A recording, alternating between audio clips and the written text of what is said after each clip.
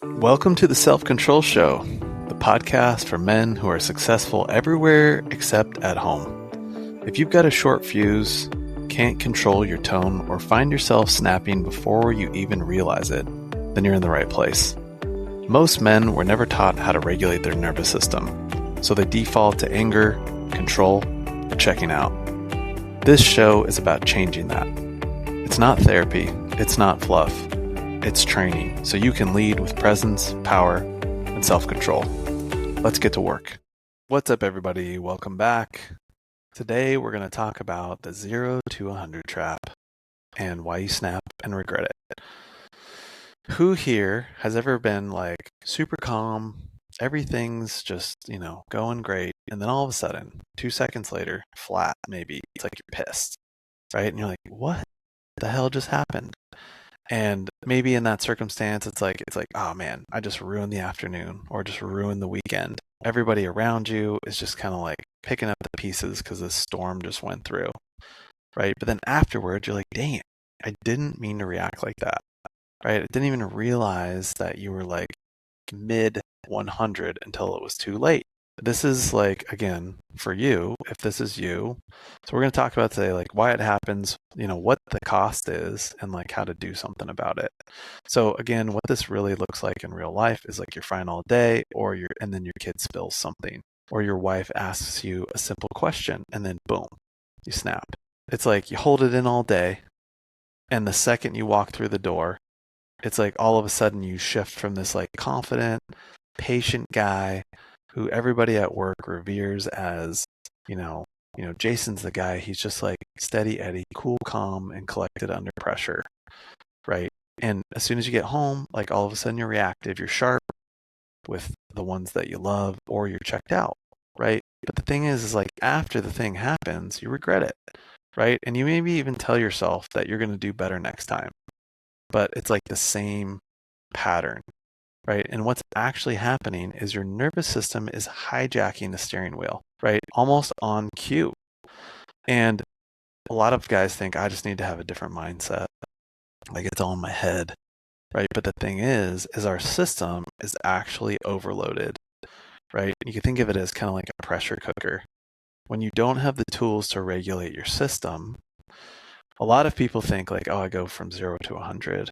And without being able to regulate your system, really what's more likely going on, especially from what I hear from guys that are busy all day, lots of stress, lots of pressure, financial pressures, be everything for everybody, the rock, etc., right? The backbone, the steady Eddie, all these expectations, is we're actually running around at like 75, 80.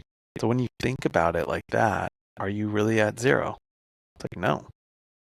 And how far away is 100 from 80? Not very far, right? And when you aren't aware that this pattern is happening, your fight or flight system kicks in before the logic of what's going on can catch up, right? And it's almost like you get taken over. And sometimes it can be like, man, I feel like I'm two different people.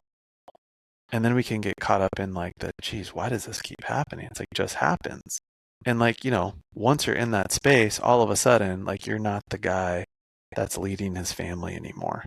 You're not the guy setting the example. You're in that reactive spitfire mode, right? And this is like the mode where, maybe our wife starts saying like, you're always so defensive. Or maybe, she's just having a small complaint. She's not really even being critical, but things just feel like an attack, right? Anything she says is like an attack.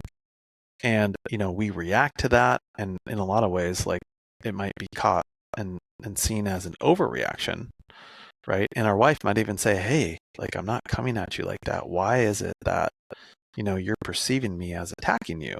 Like, I'm just like, want to talk to you about this, right? But then, again, we're at that 80. So when we're at that 80, everything looks like a threat when you're going so fast, right? But we just don't see like what's actually going on. And the cost, well, although like your intentions are good, right? You go to work, you do all these things all day. It's like they don't feel that, right? What they get is that negative backlash of reactive energy, right? And that gets reinforced by repeated snapping, right? And what we're training our family to do, and the cost of it is they're walking on eggshells. Your wife will walk on eggshells, your kids will walk on eggshells, and either what's going to happen is they're going to start shutting down, right? Or they're going to start performing to avoid you. In other words, they're going to be way more worried about your feelings than their own feelings, which eventually creates resentment and disconnection, right? Or even worse, they can explode right back, right? And it can just be like fire with fire. Because what happens is that 0 to 100 isn't just a moment. There's aftermath, there's aftershock, and it basically sets the tone for what to expect with your home environment and its reactivity, right? So there's an anticipation that happens around it, right? I'm sure everybody here has maybe had to have a hard conversation or has like these little nothing fights. And sometimes it can be like, I don't even want to bring that up because I kind of already know how it's going to go. And that conversation happens in your head and never actually happens, right? The same thing happens when this is how you show up, that 0 to 100. What we want to do is like a lot of guys are like, I'm not angry. I just have this 0 to 100 every now and then.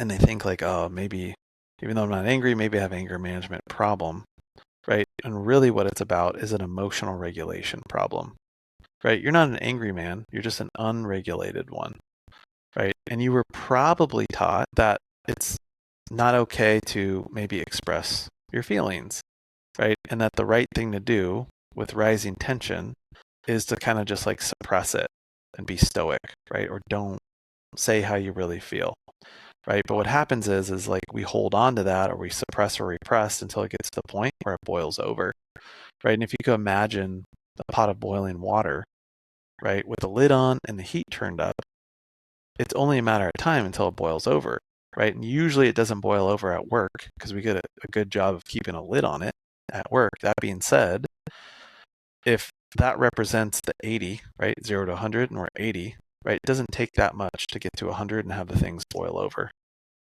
right? And what happens is where does the water go and boil over onto? Who does it boil onto? Usually the people that we care most about. What we need to do instead is to learn how to downshift, right? Earlier, we have to notice the signs of us being at 80, and we have to develop the awareness to know like, oh shit, I'm actually at 80. I'm not at 0. I'm not at 20 or 30. I'm at 80. And like, how do I know that that tension and that pressure or that heat is building, right? And we have to become aware of that, right? And then we have to recognize our patterns. And when we recognize our patterns, then we can build in like little personal cues, right? To regulate breath, taking a walk, splashing cold water on our face, tapping, grounding techniques, regulation strategies. So like we know that the pattern's going to be there. Maybe even like we get to a point where our wife can be like, hey, your tone. And then we take a breath and then we change our tone. I'm like, yeah, thanks for sharing. Like, let me try that again. Sometimes that might be like an actual physical pause, right? Like, hey, I see myself going down that road again.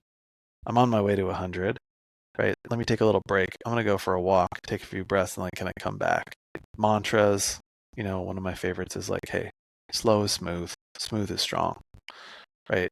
So many of us learn that we have to be big and loud, right? And assertive in order to be heard or get what we want, right? And that is a lot of times rewarded in certain work environments, right? We got to be first. We got to hit it hard. We got to hit it first to be able to get the thing that we want and do that before other people can do it. And that's actually a sign of strength. A lot of people think like we just have to like, self-control is I need to suppress my feelings, right? Which in a lot of ways we do without realizing that we're doing it. But the thing is like when you suppress the fire, again, it heats up faster, right? And the problem is, and usually the cycle and the pattern that happens generally is things are good, so you don't want to rock the boat. So you wait for the perfect time. But when the perfect time's there, when things are good, again, you don't want to rock the boat, so you suppress to where like, hey, then all of a sudden things come out when they aren't supposed to and aren't ideal. The people around us are like, ow, that hurt. I didn't like that, which actually reaffirms that we should not talk about like our emotions or our feelings or what's really going on for us, So we're just like, I'm going to do an even better job of suppressing, which just perpetuates the situation on and on and on and on. The key to remedying this is to lower the heat, to release the pressure, to regulate the shit that's going on for us that we don't realize is going on for us, right? The first step is like, hey, obviously you wouldn't probably be listening to this if you didn't at least acknowledge that something's going on. You got to choose to want to learn, right? And then we got to develop awareness to it. Like, what's actually happening for me in the moment?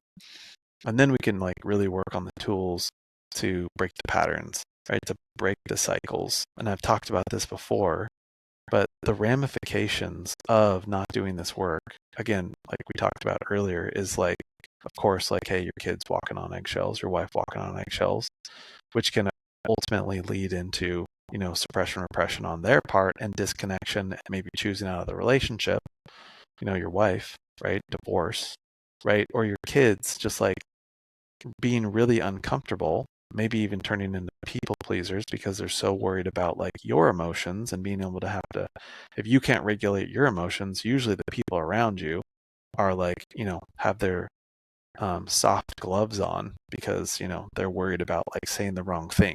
That can turn your kids hypervigilant into people pleasers. And ultimately, when they are not living with you anymore, they're not going to want to come back to connect, right? Most likely. That's not what we want. We want our kids to want to hang out with us. Maybe just as important, maybe some would even say worse, right? What happens is when this is the norm, their nervous system learns that this is the norm. So if your son or your daughter is in a relationship with somebody that's explosive, right, either verbally or physically, their system isn't going to go like, like line in the sand, this is not safe, this is not okay, right? As much as this was like a great relationship, like I'm choosing out. That's not healthy, right? Their system isn't going to default to that. It's going to default to what was normal, right? And if this was normal, well, then guess what? They're going to choose into a relationship that is like this. And they're actually going to be averse to choosing into a healthy relationship, surprisingly, because that's just how nervous system stuff works, right? You choose into familiar, not necessarily what's good for you. When you're thinking about and considering this stuff, always remember that, you're not just doing this for you and even your relationship with your wife, although you are, but like, especially if you have kids, you're going to be doing this for them too. The example that you're setting, the standard that you're setting, right? The pattern that they're either going to be repeating or choosing into. And it all starts with being able to acknowledge and recognize and then regulate your emotions and your nervous system so you are back in control in the hard moments, right? So you can regulate your stress so it doesn't come out in a poor way, right? You can regulate your anger so you can express those things in a way that's healthy and that isn't destructive and isn't going to have long-term impact in a negative way on your most important relationships, which, let's be honest, it's like your wife and your kids, right? So if this is you and you want help with this, I mean, you're in the right place. And the step that's always the best is to book a free discovery call. And that link is in the description notes. And we'll catch you on the next one.